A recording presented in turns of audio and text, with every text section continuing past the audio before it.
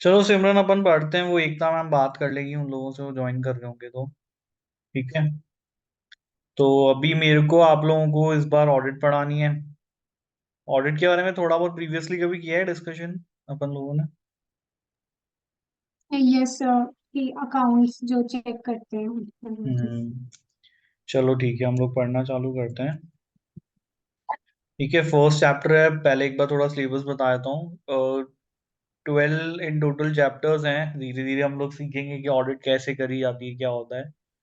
और ये देखो, क्यों सब्जेक्ट इम्पोर्टेंट है। वो इसलिए इम्पोर्टेंट है क्योंकि अगर आप एसीसी कर रहे हो, ठीक है, तो हर प्रोफेशन की अपनी कोर एक्टिविटी होती है ना। फिर आप उससे बाहर निकल के कुछ भी करो, उससे कोई फर्क नहीं पड़ता। जैसे मैं लॉयर हूँ, मैंने लॉ की पढ़ाई करी है। अब हमारे प्रोफेशन की कोर एक्टिविटी क्या है? आप कोर्ट जाओ, आप केस लड़ो लोगों के, है ना। फिर उसके यस बाहर निकल के आप क्या कर रहे हो, एक अलग मैटर हो सकता है। आप किसी बैंक में जॉब कर रहे हो, ये कर रहे हो, वो कर रहे हो। तो ऐसे ही जब आप एसीसीए कर लोगे तो जो कोर है इसका, वो है ऑडिट करना। ठीक है, उसके बाहर जाके आप कुछ कर रहे हो तो that is different. Job opportunities other than बहुत हो सकती हैं, but it is one of. एक सेकंड ना, एकता मैम को कॉल करता हूँ। हाँ एकता। ठीक है। ठीक है, मैंने रिकॉर्ड कर दिया। हाँ ठीक है, ठीक है। हाँ नहीं नहीं नहीं। अरे वो क्या, मेरे को रूटीन में ये सब चीजें बहुत ज्यादा याद नहीं रह पाती हैं। मैं इसको ऑटोमेट ही कर दूंगा ताकि क्या। हाँ ठीक है, ठीक है, ठीक है, ओके। हम्म।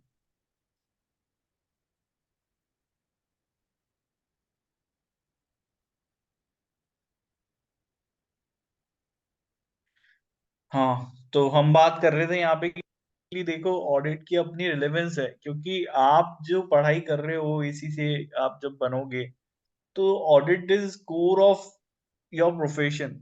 बाकी बाहर जाके आप क्या कर रहे हो एक डिफरेंट बात है। आपको लगता है कि नहीं, मुझे किसी कंपनी में जाके जॉब करनी है, कोई फाइनेंस का कंसल्टेंट बनना है, कोई अकाउंटिंग का कंसल्टेंट बनना है, कोई कंप्लाइंस का कंसल्टेंट बनना है, वो सब चीजें आप कर सकते हो, उसमें कोई दिक्कत नहीं है। बट ऑडिट जो है वो कोर है आपके प्रोफेशन का। ठीक है। यस इसके अलावा सब नॉन कोर एक्टिविटीज हैं आपकी। कोर जो, बाकी सब नॉन कोर है। अब ये है क्या? देखो, आप डॉक्टर्स जो हैं वो पढ़ाई करते हैं, वो उनका उनको पता होती है ये चीज कि भाई हम डॉक्टर बनेंगे, लोगों का इलाज करेंगे। लॉयर्स जब पढ़ाई करते हैं तो उनको ये चीज पता होती है। ऐसे आप लोगों को भी ये चीज पता होनी चाहिए कि हम लोगों का जो कोर काम होगा वो ऑडिट करना होगा। अभी ऑडिट है क्या, तो ग्रेजुअली हम लोगों को धीरे धीरे समझ में आएगी। हर प्रोफेशन में अपनी एक सर्विस है, उसका एक नाम है। डॉक्टर्स के पास जाओगे, they will call it at medical services, उनको हम कहते हैं मेडिसिन कहते हैं। लॉयर्स के पास जाओगे, उनके पास सर्विसेज देने के लिए जो है वो लीगल सर्विसेज होती हैं। ऐसे ही आप जो सर्विस दे रहे हो, उस सर्विस को क्या कहोगे? कोई टर्म है उसके लिए? वो टर्म है अश्योरेंस सर्विसेज। क्या टर्म है भाई यहाँ पे? श्योरेंस। अश्योरेंस। वैदिक, आवाज आ रही है मेरी यहाँ पे? यस और नो? यस तो आ रही है। वैदिक, तुम भी पढ़े हुए हो पहले मेरे से बिजनेस में? मुझे क्यों आप लगा। बिजनेस स्टडीज नहीं सर। अच्छा नहीं अच्छा सर। अच्छा। ठीक है। तो ये जो है, हम लोग जो सर्विस, जो सर्विस को ना हिंदी में क्या कहते हैं? सर्विस को हिंदी में कहते हैं सेवा। हम लोग कहते हैं। ठीक है ना, we are from service sector, we provide services, है ना। तो आपको जो सर्विस देनी है वो अश्योरेंस सर्विसेज देनी है। अब अश्योरेंस का मतलब क्या होता है भाई? What do you mean by assurance? Assurance का मतलब होता है विश्वास दिलाना, ट्रस्ट दिलाना। यही मतलब होता है अश्योरेंस का। Yes sir. ठीक है, किसको ट्रस्ट दिलाना है, क्या करना है, ये सब चीजें हम लोग ग्रेजुअली देखेंगे इसमें। ठीक है। तो वैसे तो देखो, ऑडिट एक बहुत ब्रॉड वर्ड है। ऑडिट क्यों ब्रॉड वर्ड है? क्योंकि ऑडिट बहुत सारे तरह की हो सकती है, अलग अलग तरह की हो सकती है ना। अश्योरेंस भी बहुत बड़ा वर्ड है। तो आप अश्योरेंस सर्विसेज में बहुत सारे अलग अलग तरीके के जो है वो काम कर सकते हो। बट अल्टीमेटली कुछ चीजें कॉमन होंगी उसके अंदर जो हम लोग देखेंगे कि हाँ भाई ये चीज कॉमन है इसमें, सब में ये चीज कॉमन आपको देखने के लिए मिलेगी। ठीक है। एक पर्सन होगा जो ऑडिट करेगा, एक पर्सन होगा जिसको आपको विश्वास दिलाना है, एक पर्सन होगा जिसको पे आपको विश्वास दिलाना है, जिसके काम पे आपको विश्वास दिलाना है। तो इन टोटल कितने पर्सन हो गए? 3 पर्सन हो गए यहाँ पे, है ना? 3 पर्सन हो गए। एक विश्वास दिलाने वाला, एक वो पर्सन जिसके काम पे विश्वास दिलाना है, और एक पर्सन जिसको उस काम का यूज लेना है, जिसको उस पर विश्वास करना है। 3 पर्सन है यहाँ पे, ठीक है। तो अब यस सर। ग्रेजुअली धीरे धीरे समझते हैं सर ये है क्या चीज, समझ में थोड़ी सी अभी हमें कम आ रही है। देखो अभी समझाते हैं इसको, एश्योरेंस है क्या। तो आप जो सर्विस दे रहे हो वो एश्योरेंस, उसको हम लोग कहते हैं एश्योरेंस सर्विसेज कहते हैं, एश्योरेंस एंगेजमेंट कहते हैं। और जब आप ये सर्विस देने लगते हो तो उसमें होता क्या है, ठीक है, वो हम लोग देख लेते हैं। देखो वैसे आपकी जो एसीसी एज अ ऑडिट आप कर रहे हो, तो जो हमारा ये पूरा सिलेबस है वो फोकस्ड सिर्फ फाइनेंशियल स्टेटमेंट तक ही है, ज्यादा उसके अंदर और दूसरी ऑडिट्स के बारे में, एश्योरेंस सर्विसेज के बारे में नहीं है। अभी हमारा रिस्ट्रिक्टेड सिलेबस है, हमें सिर्फ ऑडिट और फाइनेंशियल स्टेटमेंट तक चीजें पढ़नी है। बट उससे चीजें बियॉन्ड हो सकती है, ऑडिट सिर्फ फाइनेंशियल स्टेटमेंट तक सीमित नहीं है, एश्योरेंस सर्विसेज वो फाइनेंशियल स्टेटमेंट्स तक सीमित नहीं होती है, ठीक है। तो वो बहुत अलग अलग तरीके की हो सकती है, बहुत सारी चीजें होती हैं। से फॉर एग्जाम्पल कि भाई आप एक बिल्डिंग में रहते हो, उस बिल्डिंग में बहुत सारे फ्लैट्स हैं, ठीक है। तो आपकी बिल्डिंग में सेफ्टी इक्विपमेंट्स लगे होंगे, लगाने पड़ेंगे आपको सेफ्टी इक्विपमेंट्स, कल को आग वाग लगे तो बुझेगी, वो लगाने पड़ेंगे, लगाने पड़ेंगे, हाँ या ना? यस और no? Yes yes sir. Sir. ठीक है।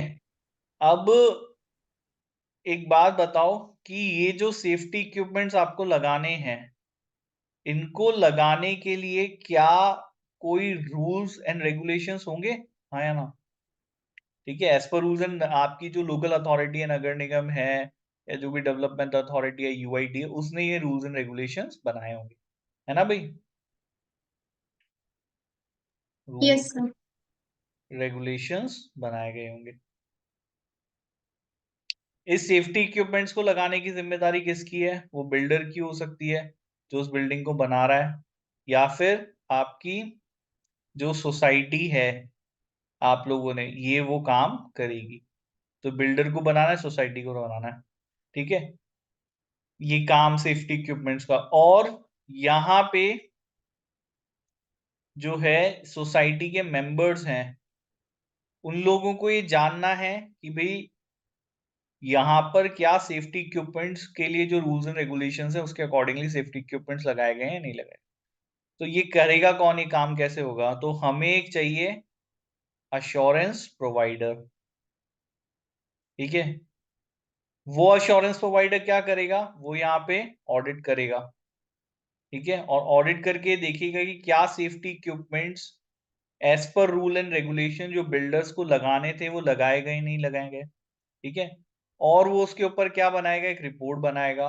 और ये रिपोर्ट को यूज कौन करने वाले हैं? ये सोसाइटी के मेंबर्स यूज करने वाले हैं। ये एक तरह की अश्योरेंस सर्विस प्रोवाइडर है। तो आपने देखा कि भाई 3 पर्सन इन्वॉल्व हो गए, एक तो वो पर्सन जिसको कि ये काम करना है, ठीक है, एक वो पर्सन जो कि ये जानना चाहता है कि काम ठीक से किया गया है नहीं किया गया, एक वो पर्सन जो कि ये चेक करके बताएगा कि वो काम ठीक से किया गया है या नहीं किया गया। आया भाई पर्सन यहाँ पे समझ में आप लोगों को? यहाँ पे 3 पर्सन इन्वॉल्व हो गए, यस और नो, है ना? Yes sir. हो गए। तो जो बिल्डर और सोसाइटी है, ये आपकी रिस्पॉन्सिबल पार्टी हो गई जिसको कि काम करना है, ठीक है। सोसाइटी के मेंबर्स हो गए यूजर, जिनको कि ये जानना है कि रिस्पॉन्सिबल पार्टी ने अपना काम सही से किया है या नहीं किया। और हमारा जो अश्योरेंस प्रोवाइडर है ये हमारा ऑडिटर हो गया, ठीक है भाई, ये हमारा, इसको हम लोग ऑडिटर बोलेंगे। आया समझ में? आया ना? यस और नो? Yes sir. सभी तरह की ऑडिट्स में इसी तरीके से चीजें काम करती हैं। एक काम करने वाला होता है, एक देखना चाहता है कि काम ठीक से किया गया है क्या नहीं किया गया, और एक पर्सन जो यहाँ पर ये बताएगा देख करके कि काम को ठीक से किया गया है या नहीं किया गया, ठीक है। सभी तरह की अश्योरेंस सर्विसेज में ये आपको कॉमन चीजें देखने के लिए मिलेंगी। आ गया भाई समझ में? क्लियर है यहाँ पे? यस और नो? Yes sir. ठीक है। तो यस सर। इसको हाँ, हमारे ऑडिटर को प्रैक्टिशनर भी बोलते हैं, ठीक है। तो ये डेफिनेशन इन लोगों ने दिया है एश्योरेंस एंगेजमेंट का, एक एंगेजमेंट जिसमें प्रैक्टिशनर सफिशिएंट एप्रोप्रिएट एविडेंस लेकर के इन एक कंक्लूजन एक्सप्रेस करता है जिससे कि कॉन्फिडेंस की जो डिग्री है वो बढ़े of the intended user other than the responsible party about the outcome of the evaluation of measurement of the subject matter against criteria. ठीक है, तो डेफिनेशन इनको पूरे इसी सिनेरियो को समझाया है कि एक एंगेजमेंट मतलब ये assurance provider auditor practitioner engage होगा, ठीक है, एविडेंस लेगा ताकि एक कंक्लूजन पहुंच सके, जिस कंक्लूजन के बेसिस पर उन लोगों की जो लोग जानकारी जानना चाहते हैं, जो लोग यूजर हैं इंफॉर्मेशन के, उनका कॉन्फिडेंस लेवल बढ़े। देखो, अगर इस पूरे डायग्राम में से मैं इस अश्योरेंस प्रोवाइडर को हटा दूं, ठीक है, तो अब हमारे पास कौन दो लोग बचे, कौन से दो लोग बचे अब हमारे पास? एक बचा जिसको कि ये सेफ्टी के equipments as per rules and regulations करने थे, और एक बचे हमारे सोसाइटी के मेंबर जो ये जानना चाहते हैं कि as per rules and regulations किया गया है या नहीं किया गया। दो ही पर्सन बचे, हाँ या ना? Yes sir. ठीक है, तो अगर बिल्डर बोलता है कि हाँ भाई मैंने as per rules and regulations किया है काम, ठीक है, बिल्डर क्या कह रहा है कि मैंने as per rules and regulations काम किया है, ठीक है, सोसाइटी के मेंबर्स को वो बात माननी है, बट सोसाइटी के मेंबर्स को विश्वास नहीं है बिल्डर, बिल्डर सब चोर लोग होते हैं, वो काम अपना अच्छे से नहीं करते, वो सब पैसा बचाने की कोशिश कर रहे हैं। तो सोसाइटी के लोग मानेंगे क्या? ये बताओ कि बिल्डर ने अपना काम अच्छे से किया है नहीं किया? No sir. नहीं मानेंगे, वो लोग कहेंगे कि भाई हम आपकी बात पे विश्वास क्यों किए, आप अपने बारे में सही क्यों बताओगे, आपने काम सही किया नहीं किया। पहली बात तो हमको वो रूल्स एंड रेगुलेशंस भी नहीं पता जिनके हिसाब से आपको काम करना चाहिए था, क्योंकि हम उस चीज के एक्सपर्ट नहीं है। बिल्डिंग में जो लोग रहते हैं वो लोग नगर निगम ने या क्या कानून बनाए हैं सेफ्टी इक्विपमेंट्स को लिख करके, क्या स्टैंडर्ड हो सकते हैं, वो सब चीजें उनको नहीं पता है। पहली बात। दूसरा, बिल्डर कह रहा है नहीं मैंने काम किया अच्छे से, तो वो सोसाइटी के जो मेंबर है, जो यूजर हैं, जो इस बात से अपने आप को सेटिस्फाई करना चाहते हैं कि हाँ भाई हमारी सोसाइटी में safety equipment as per rules and regulations लगाए गए हैं, वो बिल्डर की बात को क्यों मानेंगे? तो डिग्री ऑफ कॉन्फिडेंस इनका बिल्डर की बात पे डायरेक्टली जो है वो कम है, कम हो गया ना डिग्री ऑफ कॉन्फिडेंस इनका। यस और no? Yes sir. Is less. वो उसकी बात पे विश्वास नहीं करते।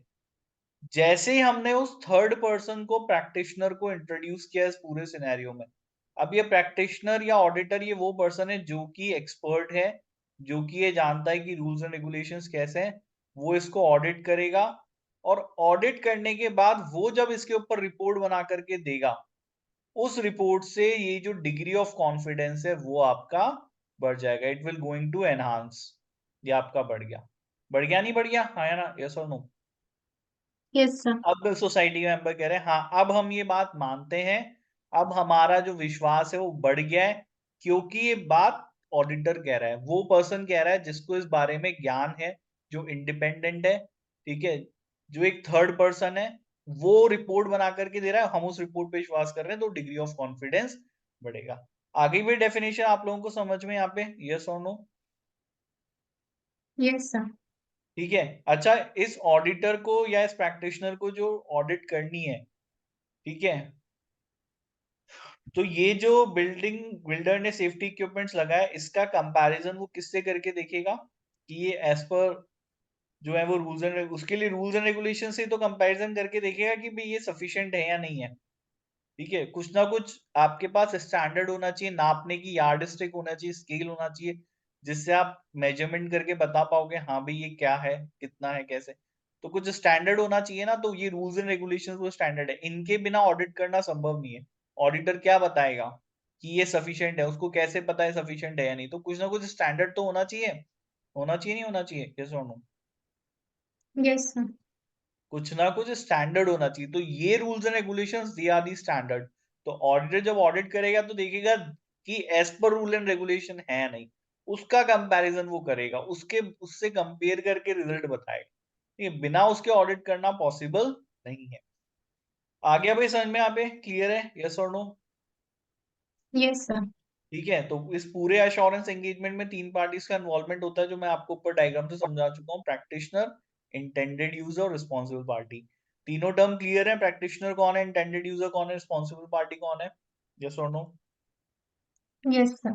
ठीक है, एप्रोप्रिएट सब्जेक्ट मैटर होना चाहिए, जैसे कि भाई अभी सेफ्टी इक्विपमेंट्स का ऑडिट करना था तो वो आपका सब्जेक्ट मैटर हो गया जिसको कि आप ऑडिट कर रहे हैं।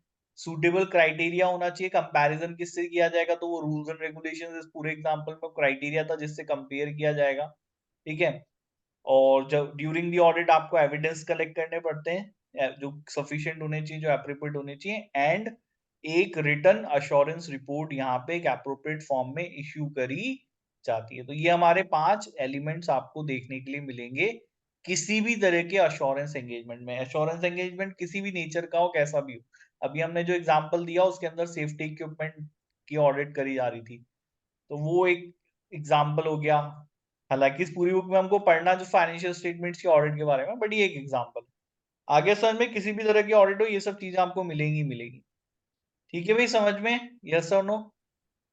Yes sir. चलो नेक्स्ट हम लोग यहाँ पे देखते हैं कि इन लोगों ने यहाँ पे टेबल बनाई है। ठीक है, यह टेबल चलो बाद में पढ़ लेंगे, पहले आगे को पढ़ते हैं, टेबल बाद में पढ़ेंगे। Illustration buying a house. कह रहे हैं कि भाई कोई पर्सन खरीदार एक घर खरीदना चाहता है। इस पूरे एग्जाम्पल में आप मेरे को बताना कि एक पर्सन है इस जो कि बायर है, जो कि एक घर खरीदना चाहता है। ठीक है। there is a risk that the buyer pay a large sum of money to purchase a structurally unsafe property which needs further expenditure to make it habitable. To reduce this, it is normal for home buyers to pay a property survey. मतलब कह रहा है कि एक घर खरीदना चाहता हूँ लेकिन ये देखना चाहता हूँ कि घर जो है वो स्ट्रक्चर उसका सही बना हुआ है या नहीं बताया, इट इज स्ट्रक्चरली वायबल या ना। लेकिन इस बायर को इस बात की जानकारी नहीं है। इस घर को बनाने की जिम्मेदारी किसकी है? बिल्डर की जिम्मेदारी है। ठीक है ना। तो ये बायर कह रहा है कि मैं इस घर की स्ट्रक्चर वायबिलिटी का ऑडिट करा लेता हूं फ्रॉम अ पर्सन जो कि यहाँ पे स्ट्रक्चर असेसमेंट करके देगा। इसका नाम है सर्वेयर। ये सर्वे करेगा और मुझे बताएगा। ठीक है। अब इसमें प्रैक्टिशनर कौन हो गया, ये बताओ। Who is practitioner? Surveyor. Surveyor is the practitioner. और यहाँ पे रिस्पॉन्सिबल पार्टी किसकी, घर बनाने की जिम्मेदारी किसकी थी? बिल्डर। बिल्डर की। तो ये हमारी रिस्पॉन्सिबल पार्टी हो गई। और यूजर कौन है? इस इंफॉर्मेशन को कौन यूज करेगा? बायर। ये हमारा बायर यूज करेगा। आगे समझ में? ये भी एक तरीके का एग्जांपल हो गया अश्योरेंस एंगेजमेंट का, है ना? यस और नो? Yes sir. हम्म। ठीक है। इस इंफॉर्मेशन के बेसिस पर जो भी हमारा सर्वे देगा वो ये डिसीजन ले सकता है कि उसको ये घर खरीदना है या नहीं खरीदना। ठीक है। अब ये सारे हमारे अश्योरेंस एंगेजमेंट्स के एग्जांपल हैं, देखो। जैसे किसी फाइनेंशियल स्टेटमेंट की ऑडिट करना या फिर सिर्फ उनको रिव्यू करना, सिस्टम रिलायबिलिटी रिपोर्ट्स हो गई, सोशल एंड एनवायरमेंटल इंफॉर्मेशन को वेरीफाई करना, इंटरनल कंट्रोल्स को रिव्यू करना, वैल्यू फॉर मनी ऑडिट होती है जो कि पब्लिक सेक्टर ऑर्गेनाइजेशंस की होती है। ठीक है। ये सब हमारे अलग अलग एग्जाम्पल है, मतलब सब एग्जाम्पल अश्योरेंस एंगेजमेंट के ही है। ठीक है। और इसमें सब लोग में हम लोगों को अलग अलग काम करने पड़ते हैं, बट सब हमारे अश्योरेंस एंगेजमेंट के एग्जाम्पल है। अब कुछ प्रिंसिपल्स बेटा जो हम लोग फॉलो करते हैं, अब किसी भी तरह की ऑडिट आप कर रहे हो, किसी भी तरह का अश्योरेंस एंगेजमेंट में आप जाएंगे, तो ये कुछ चीजें जो कॉमनली आपको फॉलो करनी पड़ेंगी, जैसे कि क्या? एथिकल रिक्वायरमेंट्स कंप्लाई करना। ये टर्म थोड़ी हो सकता है कि आपको भी समझ में नहीं आए, बट ग्रेजुअली जैसे जैसे हम लोग चैप्टर आगे पढ़ेंगे वो समझ में आ जाएगा। तो एथिकल रिक्वायरमेंट आप ऑडिट चाहे भले कोई भी नेचर की कर रहे हो ना, आप चाहे फाइनेंशियल स्टेटमेंट्स ऑडिट कर रहे हो, आप सेफ्टी ऑडिट कर रहे हो, एनवायरमेंटल ऑडिट कर रहे हो, आप फायर ऑडिट कर रहे हो, कोई भी ऑडिट आप करो, किसी भी तरह के एश्योरेंस एंगेजमेंट में जाओ, ये सब कॉमन चीजें आपको मिलेंगी मिलेंगी। ये जनरल प्रिंसिपल है जो आपको फॉलो करने पड़ते हैं। क्या क्या? Ethical requirement, professional scepticism apply करना है। ठीक है। कोई भी काम लेने से पहले यहाँ पे एक्सेप्टेंस प्रोसीजर्स आपको फॉलो करने पड़ते हैं, मतलब काम मैं कर सकता हूँ नहीं कर सकता हूँ ये देखना पड़ेगा। ठीक है। टर्म्स ऑफ एंगेजमेंट, मतलब जब काम करेंगे तो उससे पहले क्लाइंट के साथ एग्री करना कि किन शर्तों पे आप काम करेंगे। ठीक है। That is terms of engagement. Quality management standards के साथ कंप्लाई करना। Plan and perform the engagement effectively. एक सेकंड रुकता हूँ ना। हेलो। हाँ।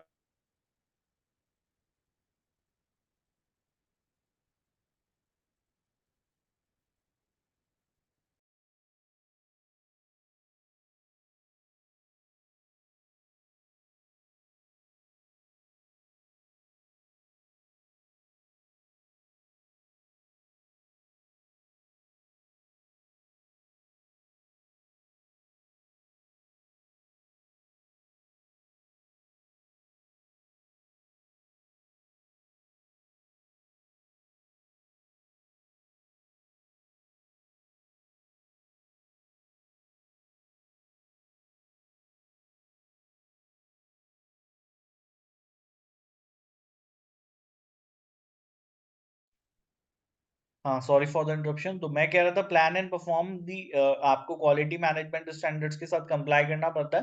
देखो आप काम करते हो, आप ऑडिटर हो, तो आपको अपना काम बहुत अच्छी क्वालिटी से करना होता है, तो उसके लिए भी कुछ यहाँ पे मानक मतलब स्टैंडर्ड्स बनाए गए हैं, वो आपको उसके अकॉर्डिंग काम करना पड़ता है। ठीक है, अपने काम को प्लान करना है एंड अकॉर्डिंगली इफेक्टिवली परफॉर्म करना है, सफिशिएंट एप्रोप्रिएट एविडेंस लेना, सब्सिक्वेंट इवेंट्स के फैक्ट को समझना। आपके काम कर लिया, काम करने के बाद भी कुछ ऐसी चीजें हो सकती है कि आपकी रिपोर्ट पर उसका इम्पैक्ट पड़ जाए। ठीक है, तो वो समझना कि मैंने रिपोर्ट बना करके दे दी, कंक्लूजन दे दिया, बाद में कुछ ऐसा हुआ है तो उससे मेरी रिपोर्ट के ऊपर क्या इम्पैक्ट पड़ता है, तो ये चीजें भी हो सकती है। एक अपना कंक्लूजन एक्सप्रेस करना, ठीक है, लिमिटेड अश्योरेंस का है जैसा भी है, रीजनेबल अश्योरेंस का। ठीक है, इसके अलावा डॉक्यूमेंटेशन, तो ये जनरली बेटा आप किसी भी तरह की ऑडिट करोगे ना, कोई भी अश्योरेंस एंगेजमेंट अगर आप परफॉर्म करेंगे तो ये सब चीजें आपको देखने के लिए मिलेगी। ठीक है भाई, समझ में आया यहाँ तक, यस और नो?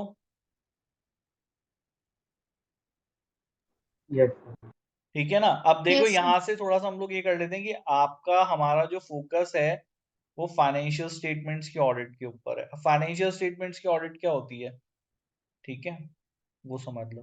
फाइनेंशियल स्टेटमेंट समझते हो क्या होता है? किसको कहते हैं financial statement? P&L balance sheet P and L, balance sheet, और भी कुछ होते हैं या यही चीजें होती हैं आपकी? Total cash cash flow account नहीं फ्लो। होता? कैश फ्लो स्टेटमेंट हो गए, ठीक है, नोट्स टू बैलेंस शीट और वो सब चीजें आ जाती हैं।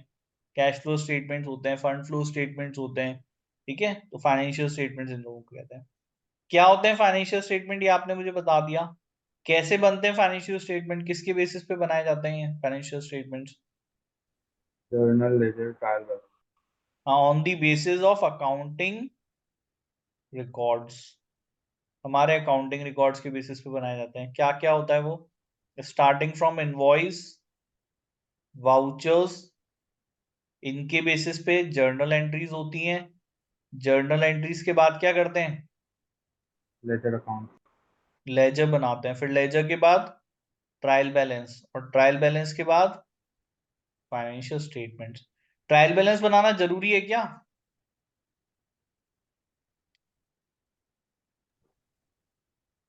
जरूरी है ट्रायल बैलेंस बनाना कि नहीं है? नहीं बनाओगे तो फाइनेंशियल स्टेटमेंट नहीं बनेंगे, ऐसा? नो नहीं थोड़े सर। अथॉरिटी से तो रहता है कि डेबिट और क्रेडिट बैलेंस सेम है। ऐसा थोड़ी ना, ट्रायल बैलेंस नहीं बनाओगे तो भी फाइनेंशियल स्टेटमेंट बनेंगे सही। It is only a control to check accuracy. ये सिर्फ एक्यूरेसी कंट्रोल करने के लिए चेक है, एरर्स यस या सर फिर गलतियां ढूंढने के लिए, कि भाई ये कंट्रोल ही तो है ट्रायल बैलेंस, और क्या है, हमको पता चल जाता है फाइनेंशियल स्टेटमेंट में गलती तो नहीं है बनाने से पहले, तो it is only a control. ठीक है, तो ये प्रोसेस के अंदर जो आपने चीज डाल दी है वो सिर्फ एक कंट्रोल है। जर्नल एंट्री करना जरूरी है, लेजर करना जरूरी है, उसी के बेसिस पे फाइनेंशियल स्टेटमेंट बनेगा। तो trial balance is only a control, जो कि ये चेक करता है कि कोई गलती तो हमने नहीं करी है, उसको सुधार लेते हैं फाइनेंशियल स्टेटमेंट्स में जाने से। इतना ही है ना भाई, यस और नो, हाँ या ना? Yes sir. That's how the financial statements work. तो इन सब चीजों के डिस्कशन से एक चीज जो हम लोग कंक्लूड कर लेते हैं वो ये होता है कि फाइनेंशियल स्टेटमेंट जो है वो साल में एक बार बनेंगे, एक बार बनेंगे, यस और no? Yes sir starting from 1 April to 31 March, this is the period जिसके लिए आपने फाइनेंशियल स्टेटमेंट बनाया। ठीक है, मैं इसको रिजल्ट कहूँ इस साल का तो गलत तो नहीं कह रहा, ये रिजल्ट है इस साल का। Yes sir. ठीक है ना, it is only a summary, it is only a result.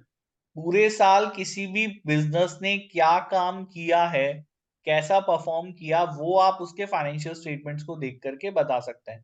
Profit कमाया, लॉस हुआ, एक्सपेंसेस कितने किए, इनकम कितनी हुई, एसेट कितने कमाए, बैलेंस शीट में लायबिलिटीज कितनी है, कैपिटल बढ़ा कम हुआ, एवरीथिंग। तो कंपनी की पूरी फाइनेंशियल परफॉर्मेंस, पूरे साल उन्होंने क्या किया क्या नहीं किया, सब चीजें इससे हमको पता चल जाती है। आपका रिजल्ट है, आपने इस पूरे साल स्कूल में क्या किया, कॉलेज में क्या किया, वो रिजल्ट बता देगा ना भाई, रिजल्ट, यस और नो? Yes sir. तो इसी तरीके से फाइनेंशियल स्टेटमेंट रिजल्ट है। इस रिजल्ट को कैसा होना चाहिए? इस रिजल्ट को ऐसा होना चाहिए कि ये पूरे साल का ट्रू एंड फेयर एग्जीबिशन करे फॉर द पीरियड। इसको ऐसा ही होना चाहिए ना, इसको देखने के बाद कोई भी इंसान ये देख के ये समझ जाए कि भाई जो फाइनेंशियल स्टेटमेंट है, जो मतलब पूरे साल का काम ये ट्रू एंड फेयर व्यू का एग्जीबिशन कर रहे हैं। इनको ऐसा होना चाहिए, ऐसा ही होना चाहिए इनको यहाँ पे, यस और नो? Yes sir. ठीक है, तो क्या ट्रांजेक्शन हुए क्या ट्रांजेक्शन नहीं हुए उसका एक ट्रू एंड फेयर व्यू का एग्जीबिशन फाइनेंशियल स्टेटमेंट्स को करना चाहिए। ये एक बात है। अब मेरे को एक बात बताओ, ये सब चीजें ठीक है, फाइनेंशियल स्टेटमेंट बनाता कौन है? Who makes the financial statements? Company. Company खुद बनाती है, ठीक है। मैनेजमेंट लिख दूं चलेगा? Yes sir. बिजनेसमैन खुद बनाता है, मैनेजमेंट खुद बनाती है। अभी एक बात बताओ, तुम्हारा रिजल्ट अगर तुम खुद बनाओगे तो उस पर विश्वास कौन करेगा? कोई करेगा विश्वास? No sir. नहीं करेगा ना, तो ये एक प्रॉब्लम है हमारी एज अ ऑडिटर। जरूरत इस इकोनॉमी में, इस दुनिया में क्यों है, किस लिए, वो समझो। ठीक है, अश्योरेंस एंगेजमेंट क्यों जरूरत है इस सर्विस की? क्यों हमें लोगों को विश्वास, जैसे ऊपर अपन ने समझा, जैसे सेफ्टी ऑडिट करी या वो स्ट्रक्चर की ऑडिट हम लोगों ने करी, तो हमारी जरूरत क्यों है? हमारी जरूरत इसलिए है कि जो पर्सन इस काम को कर रहा है, ठीक है, लोग डायरेक्टली उसके ऊपर विश्वास नहीं करेंगे। ठीक है, in the particularly audit of financial statement, कोई भी मैनेजमेंट जब अपने फाइनेंशियल स्टेटमेंट खुद बनाएगा, तो जिन लोगों को फाइनेंशियल स्टेटमेंट से काम है, अच्छा काम किसको है इस रिजल्ट से? कौन देखना चाहता है फाइनेंशियल स्टेटमेंट को? कौन देखना शेयर चाहता है? होल्डर्स। शेयर होल्डर्स देखना चाहते हैं सर, क्योंकि उन लोगों ने अपना पैसा दिया हुआ है। और क्रेडिटर्स। क्रेडिटर्स देखना चाहते हैं। और मैनेजमेंट। मैनेजमेंट तो खुद ने बनाया, हाँ वो भी एक यूजर है, एक देखने देखा जाए, बट फिर भी क्योंकि वो खुद बना रहा है। अदर देन कौन होगा? है ना, बैंक हो सकता है वो, गवर्नमेंट हो सकती है, टैक्स लेगी ना आपसे, किसके बेसिस पे लेगी? इसी के बेसिस पे लेगी। Yes sir. सरकार हो सकती है, इवन आपके कस्टमर्स हो सकते हैं, इवन आपके डेटर्स हो सकते हैं, हर कोई पर्सन जो कहीं ना कहीं आपसे जुड़ा हुआ है, और जो कि जिसका डिसीजन इन फाइनेंशियल स्टेटमेंट के बेसिस पर यहां पर लिया जाएगा। कहीं ना कहीं इन लोगों को जो डिसीजन लेना है, it is based on this financial statement. ये लोग इसके यूजर हैं, तो user want to rely on these financial statement, trust on this financial statement, but they cannot. What is the thing that is stopping them from believing these financial statement? वो है चीज कि भैया इनको मैनेजमेंट ने खुद ने बनाया है, तो हो सकता है कि मैनेजमेंट ने इसको सही नहीं बनाया हो, इसकी विंडो ड्रेसिंग करी गई, इसको सजाया धजाया गया हो, या इसको बुरा बनाया गया हो। जो इन्होंने पूरे साल में नहीं किया है, वो चीजें दिखाई हैं, जो किया है वो नहीं दिखाई हैं। ठीक है, तो ये जो फाइनेंशियल स्टेटमेंट है, ये हो सकता है कि ये फाइनेंशियल स्टेटमेंट अपने पूरे साल के एक्चुअल रिजल्ट को दिखा या फिर एग्जिबिट नहीं कर रही। ये सब चीजें पॉसिबिलिटीज हैं। ठीक है, इसीलिए ये जो यूजर है, इसका कॉन्फिडेंस बहुत कम है इन फाइनेंशियल स्टेटमेंट्स को लेकर के, ये अपना डिसीजन नहीं ले सकता। इसलिए हमारा रोल किसका आता है? हमारे तीसरे पर्सन का रोल आता है, जो कि हमारा ऑडिटर है। Now the auditor comes into the role. आप आ गए, आपने कहा मैं इनकी ऑडिट करूंगा, ऑडिट करने के बाद मैं देखूंगा कि इसको एज पर जो भी जैसा भी इनको होना चाहिए था, ये वैसे हैं या नहीं है। और मेरी रिपोर्ट के आने के बाद आप इसके ऊपर ट्रस्ट कर सकते हैं। ठीक है, आप इसके ऊपर कॉन्फिडेंट बढ़ा सकते हैं। ठीक है, इसमें भी तीन जने हो गए। मैनेजमेंट कौन हो गया as per assurance engagement? Responsible party, जिसको बनाना है फाइनेंशियल स्टेटमेंट। ये सब लोग हमारे यूजर हो गए, और ऑडिटर हमारा प्रैक्टिशनर हो गया। तीन ही जने इन्वॉल्व है अभी भी, आया ना, यस और नो? Yes sir. ठीक है, तो फाइनेंशियल स्टेटमेंट की ऑडिट में आपकी जरूरत इसलिए है कि आप यूजर ऑफ फाइनेंशियल स्टेटमेंट्स के कॉन्फिडेंस को बढ़ाएं, उसके अंदर हम उन्हें विश्वास दिलाने का काम करेंगे। वी आर अश्योरेंस प्रोवाइडर्स, हम जो सेवा दे रहे हैं इसलिए इसको अश्योरेंस सर्विस कहा जाता है, सर्विस ऑफ अश्योरेंस। आया समझ में? क्लियर है यहां तक बेटा? क्लियर अच्छे से? Yes sir.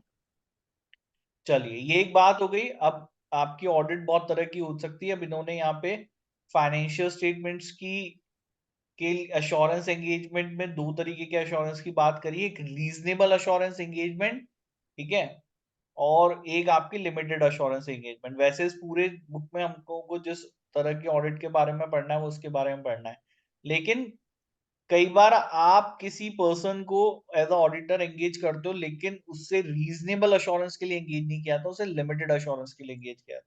दोनों में फर्क है। देखो, रीजनेबल अश्योरेंस एंगेजमेंट में जो प्रैक्टिशनर काम करता है, ठीक है, वो एविडेंस कलेक्ट करेगा इतने की रीजनेबल कंक्लूजन ड्रॉ कर पाए।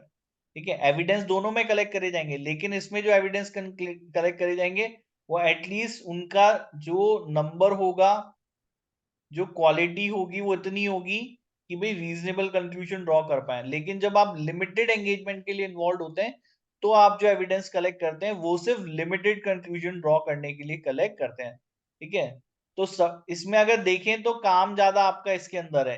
रीजनेबल अश्योरेंस जो अश्योरेंस है वो ग्रेटर लेवल ऑफ अश्योरेंस है, limited assurance lower level of assurance है।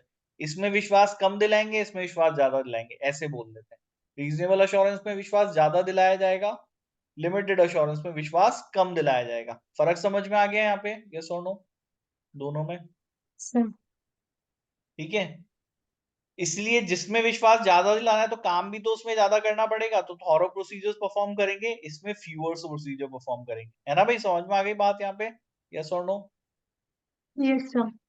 ठीक है, इसमें जो कंक्लूड करना है वो ये करना है कि भाई जो सब्जेक्ट मैटर है, सब्जेक्ट मैटर क्या है? जैसे कि अगर फाइनेंशियल स्टेटमेंट सब्जेक्ट मैटर है तो सब्जेक्ट मैटर कंफर्म करता है यहां पे क्राइटेरिया के साथ में, ठीक है, सभी मटेरियल रिस्पेक्ट के अंदर। ठीक है, ये कहना चाह रहे हैं सभी मटेरियल रिस्पेक्ट में क्राइटेरिया के अकॉर्डेंस में बनाया गया। अगर फाइनेंशियल स्टेटमेंट की बात करें, ठीक है, तो फाइनेंशियल स्टेटमेंट का क्राइटेरिया क्या होता है? कैसे बनाते हो फाइनेंशियल स्टेटमेंट? चलो ये बताओ, कैसे बनाते हैं हम लोग फाइनेंशियल स्टेटमेंट? किसके बेसिस पे बनते हैं वो? अकाउंटिंग कोई फॉर्मेट है उसका? कोई गाइडेंस है कि हाँ भाई ये चीज ऐसे होनी चाहिए? आप लोगों ने अकाउंटिंग पढ़ी इतनी, तो आप जब फाइनेंशियल स्टेटमेंट बनाते हो तो क्या उसके बारे में कोई रूल, कोई रेगुलेशन कहीं दिया गया है जिसको फॉलो करना पड़ता है? ये बताओ। आप लोगों ने 11th में अकाउंटिंग पढ़ी, 12th में पढ़ी, अभी एसीसी में पढ़ चुके होगे, जल्दी बताओ भाई। फॉर्मेट दिया है बस। फॉर्मेट दिया है? सिर्फ फॉर्मेट दिया है? ऐसा थोड़ा है सिर्फ फॉर्मेट दिया है। फाइनेंशियल रिपोर्टिंग फ्रेमवर्क आपका है इंडिया में। हमारे पास कंपनीज एक्ट है, ठीक है या नहीं है? Companies act 2013, yes sir. ठीक है। अकाउंटिंग स्टैंडर्ड्स हैं। Yes sir. फिर कैसे नहीं है? आप जो अकाउंटिंग करते हो अकाउंटिंग स्टैंडर्ड्स के हिसाब से करते हो कि अपनी इच्छा से कर लेते हो? Accounting standard. फिर तो यहाँ पे कह रहे हैं कि भाई यहाँ ऑडिटर को ये कंक्लूड करना है कि अल्टीमेटली जो फाइनेंशियल स्टेटमेंट है दैट इज सब्जेक्ट मैटर, वो criteria that is financial reporting framework जो कंपनीज एक्ट और अकाउंटिंग स्टैंडर्ड्स के अंदर दिया गया है। ठीक है, तो financial statement are prepared in material respect, सभी मटेरियल, मटेरियल मतलब पूरी तरीके से फाइनेंशियल रिपोर्टिंग फ्रेमवर्क को ध्यान में रखते हुए बनाए गए हैं। ये आपको कंक्लूड करना पड़ता है, ये आपका कंक्लूजन होगा। आ गया समझ में यहाँ पे? यस और नो?